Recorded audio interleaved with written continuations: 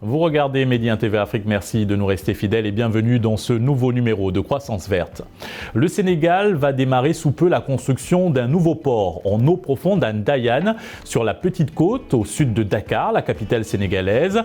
Le futur port fonctionnel de Ndayane s'étendra initialement sur 600 hectares et doit à terme décongestionner celui de Dakar qui draine actuellement 95% des échanges commerciaux du pays.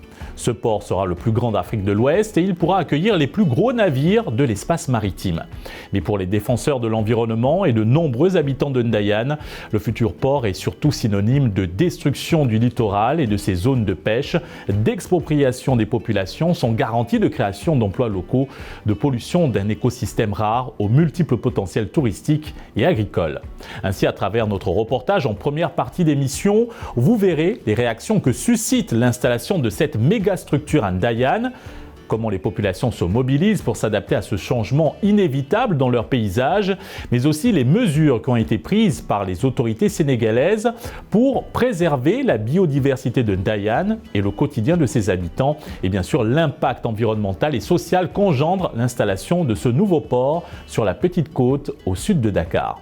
Et pour avoir un éclairage complémentaire sur ce sujet, nous serons en deuxième partie d'émission avec Massogui Tiandoum, défenseur de l'environnement dans la zone de Yen et Ndayane. Merci, Monsieur Tiandoum, d'avoir accepté notre invitation. Merci de m'avoir invité. C'est un plaisir d'être dans votre plateau. Merci à vous. Et tout de suite, place à notre reportage. Il est signé Jean-Paul Ndour et Bachir Bodian.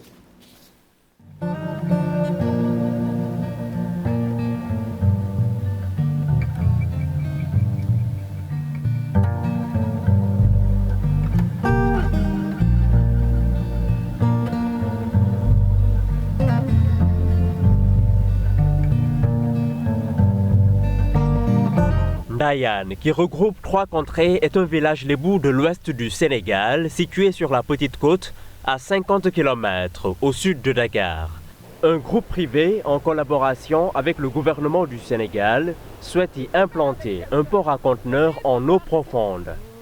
Le coût prévu est de 840 millions de dollars, soit près de 500 milliards de francs CFA, ce qui en ferait l'investissement privé le plus important de l'histoire du pays. D'après les informations que nous avons eues, ça c'est parti de l'enquête Komodo-Inkomodo, donc au domaine de Mbour. On a vu sur la carte, une des rares propriétés qui est nommée sur la carte, c'est la propriété de Pierre de Lys. Et donc Pierre de Lys est à 2 blocs du mur du port. Donc d'après nos calculs et nos estimations, ce serait ici. Et ça va jusque, si vous voyez derrière moi, les maisons blanches qui sont là-bas derrière moi. Ici, d'après ce que nous avons compris, il va y avoir un quai qui va aller sur 2 km sur la mer, 2 km 500 sur la mer. Fatima est une activiste affirmée. Elle fait partie de l'association pour la défense, la protection et la sauvegarde écologique du site de Nunguman et alentours, composée d'une centaine de personnes. Et quand ça va se faire, tous les courants partent du nord vers le sud. Tout le sable va s'accumuler là-bas. Et ici, eh bien, il n'y aura rien. Ça va creuser. Partout où ils l'ont fait dans le monde, c'est ce qui s'est passé. Et les gens ne seront pas indemnisés parce qu'ils ont dit, d'après la loi, que seuls ceux qui auront des titres fonciers seront indemnisés. Et sur ces 1200 hectares, il y a un petit rond comme ça de 2 personnes qui ont le titre foncier. Ce promoteur touristique en hôtellerie, lui, n'est pas désespéré. Pourtant, il sera impacté directement ou indirectement. Après 20 ans en France, l'expert en bâtiment s'est résolu à un retour au pays natal. Aujourd'hui, il est fier de son hôtel 3 étoiles. Officiellement, je n'en sais pas plus que vous, parce qu'il y a beaucoup de contradictions. Voilà. Il y a des gens qui disent que je suis impacté, d'autres qui disent que je ne suis pas impacté. Mais en dehors de mon établissement, en dehors de mon projet touristique, je parle plus de l'environnement. Voilà, parce que Ndayane est un village ancestral, et un village de pêcheurs. Et ce port va nuire à l'environnement. Non seulement ça va nuire à mon établissement, mais ça nuira à l'environnement. Donc voilà pourquoi, c'est pour ça que nous avons un groupe qui vit à Ndayan, Toubab Diala ou Yen, qui luttons contre le port. On n'est pas d'accord. Voilà, on n'est pas d'accord parce que y a un environnement ici à préserver. Voilà, il y a un environnement ici à préserver et moi j'ai investi, voilà, j'ai investi. Ça fait 29 ans que je suis ici et 29 ans que je me bats pour créer des choses pour mon pays. Pour avoir une végétation luxuriante, il a planté divers arbres, baobab chacal, hibiscus, frangipanier, filao boule, croton, entre autres.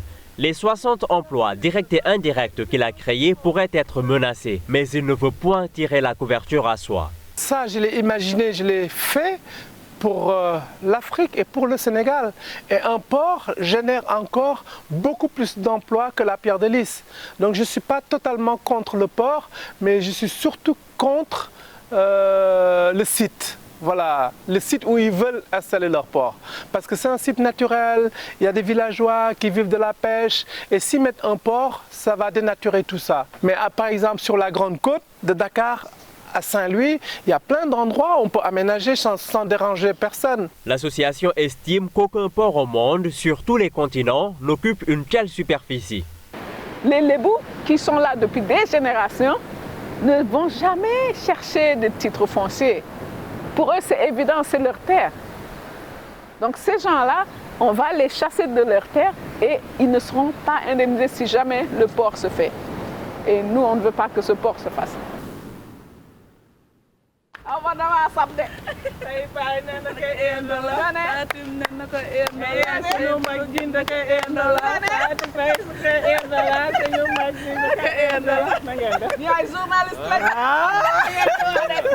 Mané, âgée de 35 ans, fait partie des 23 femmes qui ramassent pierres et coquillages sur le rivage de la plage de Ndayan. Elle s'active ici depuis plus de 12 ans.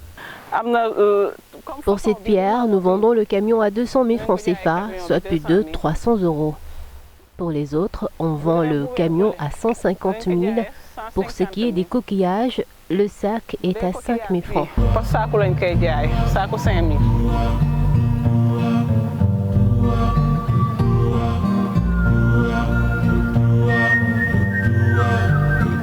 La position de la mairie de Ndayan est sans équivoque. Le futur port, selon eux, présente plus d'avantages que d'inconvénients. Pourquoi nous suivons de très près ce dossier? Parce que nous aimerions que dans un avenir très proche, que les jeunes qui sont ici, qui sont nés à Ndayan, à Popenguine Serrer, qu'ils puissent trouver facilement un travail. Parce qu'on ne peut pas installer un très grand projet dans la commune de Popenguine Ndayan et dans l'avenir qu'on ait des problèmes d'employabilité pour les jeunes.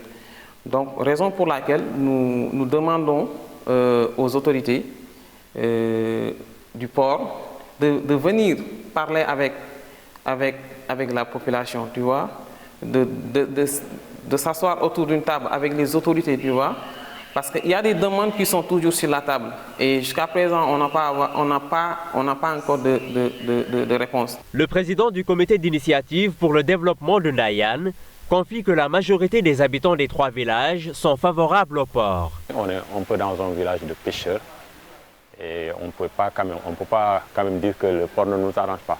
Et comme toute infrastructure qu'on installe quelque part, on ne peut pas tout. Donc il y a des attentes, mais il y a des craintes. Nous voulons vraiment que ce port-là, quand il va arriver, puisse offrir des emplois aux populations, surtout aux jeunes. Mais quand même, nous avons des craintes, notamment sur la question des terres. Donc, il y a un petit problème qui nous oppose aux autorités, mais apparemment, c'est en voie de règlement. Ndayan compte plus de 2500 pirogues. Depuis l'an 2000, tous les pêcheurs sont obligés le 5 de chaque mois de verser leurs bénéfices du jour à la caisse de solidarité de la localité. Une façon de promouvoir le financement participatif. Nos autorités nous informent à temps réel sur le futur port et nous orientent. Ce port va développer notre activité. En plus, nos enfants, nos petits-enfants et nos neveux vont trouver du travail. Un gouvernement n'apporte jamais de projet inutile à son peuple. Parfois, ce sont les procédés des exécutants que les citoyens décrient. Ça fait 6 ans que Laurent vit au Sénégal. Il est tombé sous le charme de Popenguine qui lui a permis d'échapper à la pollution et au trafic de Dakar. Un charme que le futur port risque de diminuer. Je le vois avec beaucoup de crainte parce que si c'est effectivement un port pour containers qui est fabriqué ici, ça va obliger à faire des grosses infrastructures et ça va complètement modifier tous les courants marins qui existent actuellement dans la région. En plus, pour amener des containers, il va falloir draguer beaucoup pour créer des chenaux pour amener les bateaux jusqu'à la terre. Donc ça va faire juste au niveau maritime, on n'a aucune idée de savoir si ça va faire augmenter les quantités de sable ici ou là, ou alors augmenter l'érosion qui est déjà assez violente. Quand on va sur Popenguine, on peut voir que la plage a déjà beaucoup reculé. Toutes les maisons qui étaient fabriquées au bord de l'eau sont écroulées. De Ndayane, l'équipe part pour Toubab Dialaw, à 7 km. Ici, l'école des sables de Germaine Acogny nous ouvre ses portes pour discuter d'un sujet qui est sur toutes les lèvres. Quand nous sommes arrivés ici, c'était en 92. Il y avait encore de l'eau dans la lagune, il n'y avait rien, absolument rien. Nous étions les premiers arrivés ici. Parce que avant on faisait des stages en Casamance et on est arrivé chez Gérard Chenet qui était le premier étranger du village. Donc on a fait nos premiers stages là-bas, mais nous on avait envie d'être dans la nature parce que les danses africaines sont un permanent dialogue avec le cosmos. Pour nous, il paraît qu'on n'est pas touché. Mais l'impact, vous savez, un port sur la vie et des gens, ça amène toutes sortes de maladies, n'est-ce pas? Irrespirables.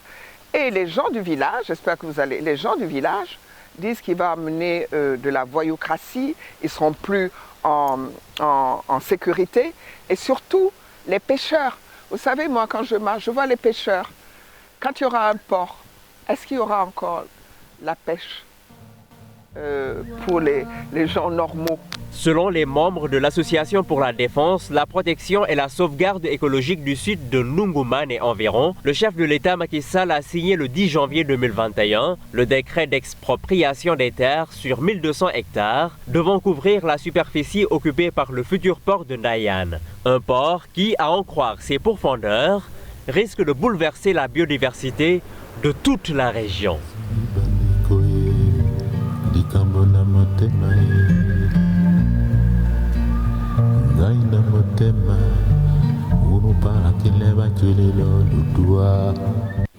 De retour sur le plateau de Croissance Verte, nous sommes à présent avec Massoguy Thiandoum, défenseur de l'environnement dans la zone de Yen et Ndayane. Nous avons vu un reportage très édifiant sur l'impact environnemental et social que va engendrer l'installation de ce nouveau port dans cette zone. Alors selon vous, quelles sont les dispositions qui doivent être impérativement appliquées par le promoteur du futur port de Ndayane et bien sûr l'État du Sénégal en matière de gestion de l'environnement et du social? Merci beaucoup. Dans ce genre d'infrastructure, il est important que le promoteur fasse ce qu'on appelle une étude environnementale et sociale et propose des mesures de mitigation de l'impact de l'infrastructure sur l'environnement, mais aussi sur les populations. Et je suis au regret de dire que jusqu'à date, nous, en tant que défenseurs de l'environnement dans la zone, nous avons beaucoup réclamé ce document-là. Il paraît que l'étude est faite, mais jusqu'à présent, nous ne l'avons pas reçu. Nous n'avons pas accès à cette information-là. Quelque chose qui nous paraît assez paradoxal dans cette manière de faire, c'est que l'étude est commanditée par le promoteur. Ce qui nous paraît anecdotique, parce que comme on dit, qui paye commande. Si c'est le promoteur qui commande l'étude, jamais il ne va publier une étude dans laquelle on lui dit ce que vous voulez faire va impacter l'environnement et ce n'est pas possible de le faire ici. Donc il y a ce jeu de cache-cache qui existe jusqu'à présent entre le promoteur, l'État et les populations à propos de ce document-là qui est un document obligatoire par rapport au Code de l'environnement sénégalais. Donc jusqu'à présent, nous n'avons pas accès à ces informations-là.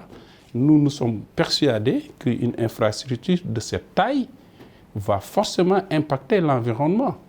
C'est le plus grand port qu'on veut faire sur le littoral ouest africain. Ça va forcément détruire des écosystèmes, aussi bien dans l'océan qu'au niveau du continent. Est-ce qu'il y a des mesures qui ont été mises en place pour soulager les populations qui seront directement affectées par la construction de ce port, des indemnisations par rapport à l'expropriation des terres? Nous avons vu récemment un décret du président de la République qui justement évoque cette question-là d'expropriation et d'indemnisation. Le décret n'est pas allé aux profondeurs des choses. Peut-être que c'est les services de l'État maintenant qui, basés sur le décret, vont essayer de dire les modes de calcul, comment on va indemniser les gens, qui va être indemnisé, quels documents il faut produire pour prétendre à être indemnisé, etc., etc. Mais l'un dans l'autre, ce que nous disons et que nous déplorons, c'est aussi cette manque de communication et de concertation avec les populations locales. Les populations locales qui, depuis des millénaires, depuis des générations, occupent ces terres qu'ils ont héritées de leurs grands-pères. Et ces terres-là, ils les occupent avec leurs grands-pères bien avant l'existence de l'État du Sénégal. Parce que l'État du Sénégal date de 1960. Bien avant cela, ces populations-là étaient déjà sur place et vivaient de la terre, vivaient aussi de la pêche. Si aujourd'hui on vient, parce que l'État du Sénégal est arrivé après, et que nous tous nous avons consenti en tant que population lébou de cette zone à renoncer à tout ce que nous avions comme patrimoine pour le verser dans le patrimoine global du Sénégal à travers une constitution sénégalaise à laquelle nous tous nous adhérons, mais il est important, quand on veuille venir nous dessaisir de nos terres, qu'on nous en parle, qu'on nous dise voilà ce que nous voulons faire, qu'est-ce que vous en pensez, et que les gens puissent dire leur idée, leur opinion par rapport à cela. Tout cela n'a pas été fait. Ce que nous constatons, ce que nous voyons, en tout cas sur le terrain, c'est l'État qui avance et qui avance seul. Vous êtes un homme de terrain, alors sur place à Ndayane, comment les populations s'organisent-elles pour faire face à ce changement qui est inévitable?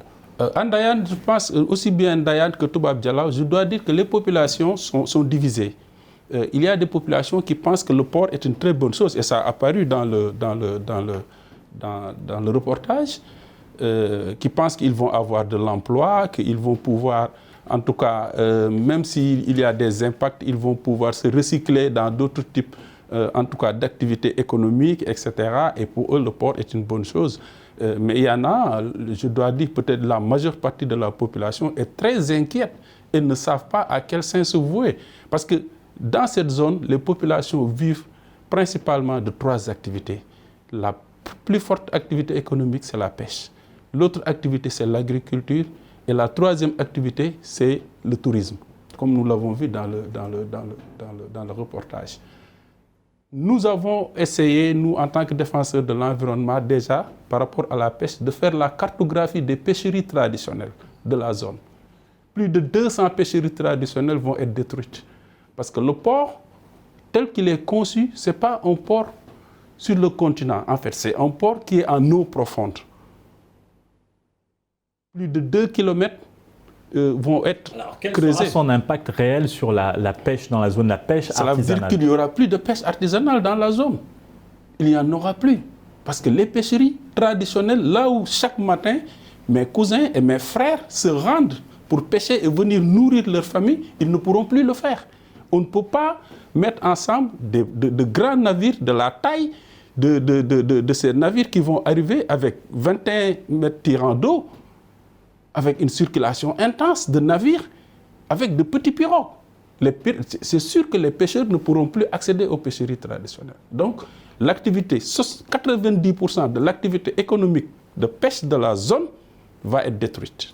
Alors, selon vous, la pollution accidentelle ou aiguë de l'eau de la mer par les navires et les activités du port est également inévitable dans cette zone. Y a-t-il un moyen de préserver la biodiversité et la biodiversité marine de Ndayan, de Toubab Dialawo, Yen? Il y a un très très grand risque sur la biodiversité. Et je dois vous dire, cette zone, c'est une zone exceptionnelle de biodiversité.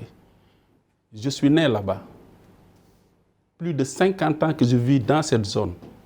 Chaque jour que Dieu fait, je vais sur la plage. J'ai observé personnellement des espèces rares en voie de disparition, des baleines à bosse dans cette zone.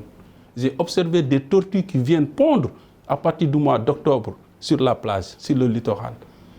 Ça va être détruit parce que le port vient s'implanter justement là où on observe ces espèces rares qui viennent se reproduire dans la zone. On ne peut pas aujourd'hui avoir des propositions ou en tout cas des alternatives pour préserver cela. Parce que le port vient s'implanter au cœur de l'écosystème de la zone. Les zones où véritablement nous pensons que c'est des zones qui conservent encore la biodiversité maritime. C'est des zones où les espèces en voie de disparition peuvent venir encore se reproduire. C'est dans cette zone-là que le port va être implanté. Quelles sont les dispositions à prendre pour conserver cette biodiversité, Ndayan? Les dispositions, je pense qu'il faudrait que l'État prenne ses responsabilités. Parce que c'est l'État qui initie cette affaire-là avec le promoteur. Il faut que l'État écoute les spécialistes, écoute les scientifiques. Il faut que l'État écoute les populations locales qui ont développé des connaissances, même si c'est des connaissances empiriques. Nous avons vécu avec cette zone-là, nous la connaissons. Nous vivons en symbiose avec l'environnement. Nous la connaissons. Nous ne l'avons jamais détruit. Nous ne l'avons jamais détruit. Nous avons toujours vécu avec. Et il faut que l'État nous écoute. Il faut que l'État nous écoute et nous suive dans cette dynamique de protection, dans cette dynamique de symbiose et de vivre avec notre écosystème. Il faut que l'État le fasse. Parce que si l'État ne le fait pas, le promoteur va tout détruire. Alors, le futur port de Ndayan doit initialement s'étendre sur 600 hectares, mais selon vous, ça va bien plus, ça va au-delà? Oui, ça va au-delà, parce que le décret que nous avons vu, le décret du président de la République que nous avons vu, parle de 1200 hectares de terres qui vont être dessaisis des populations. Ça, c'est aussi un problème, parce que le port de Ndayan, quand nous, on avait commencé à avoir accès aux documents de base, on parlait de 460 hectares. Maintenant, on est à 1200. Et ça aussi, il faut le dire, c'est une opération de spéculation foncière qui se greffe au projet du port. Parce qu'on ne voit pas comment un port peut prendre toute cette superficie-là. C'est l'unique port au monde où il y a cette superficie de 1200 hectares qu'on va prendre pour les populations. L'autre chose que je voudrais dire, et c'est toujours sur les questions d'impact environnemental, c'est que c'est la zone elle-même qui est menacée de tous bords. Parce que ce port de Ndayan, à moins de 50 km, il y a un autre port qui est en train d'être construit, le port minéralier de Sendou, qui, lui, se trouve aussi à moins de 50 km du grand port de Dakar. Et en haute mer, on a la plateforme pétrolière de Total, qui va commencer à exploiter du pétrole ou du gaz. Vous voyez tout cela dans une zone de moins de 50 km sur le littoral. Cela veut dire que si on y prend garde, toute cette zone-là va être détruite complètement. Au-delà de l'impact environnemental et social, y a-t-il des avantages que peut offrir cette nouvelle mégastructure dans la zone de Ndayan? Les avantages, on parle surtout pour les populations locales, qui parlent d'emploi. Et moi, ce que je dis, il faut faire très attention. Parce que nous avons l'exemple du port de Diass, qui est à de l'aéroport de Diass, qui est à quelques kilomètres. Pendant les discussions, pendant tout le processus de construction de cet aéroport-là, on a fait croire aux populations locales que vous allez avoir beaucoup de travail sur l'aéroport. Mais aujourd'hui, presque chaque 2 mois, vous voyez les jeunes de Diass qui barrent la circulation avec des brassards rouges qui brûlent des pneus pour dire on veut du travail sur l'aéroport. Si on veut véritablement que les populations locales bénéficient en termes d'emploi de ces infrastructures-là, c'est actuellement qu'il fallait commencer à former les jeunes de la localité à pouvoir travailler sur le port. Ce port-là se fera sur la base de technologies de pointe. Ce n'est pas mon cousin pêcheur, qui peut-être n'a même pas le BFM ou le bac, qui va venir manipuler les ordinateurs et les machines qui vont faire descendre ou embarquer des conteneurs. Si c'est comme ça que cela va se passer, c'est d'autres personnes qui vont venir travailler. Et nous, en tant que personnes qui ont ces terres-là, des personnes qui ont hérité de ces terres, nous allons nous retrouver comme des techniciens de surface, comme peut-être des balayeurs ou des gardiens dans les infrastructures. Mais nous n'aurons pas un emploi décent. Merci M. Thiandoum pour cet éclairage. Nous rappelons que vous êtes défenseur de l'environnement dans la zone de Yen et Ndayan. Et merci à vous d'avoir suivi cette émission. Très bonne suite des programmes sur Média TV Afrique. Merci.